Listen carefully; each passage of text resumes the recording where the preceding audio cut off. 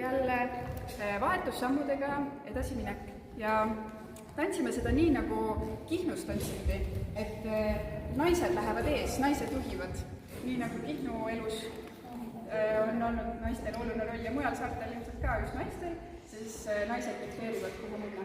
Vot, aga lähme siit vahetussammudega, võime kohe muusikaga minna. Kui sa ei tea, kuidas see samm käib, siis kohe minu järgi saab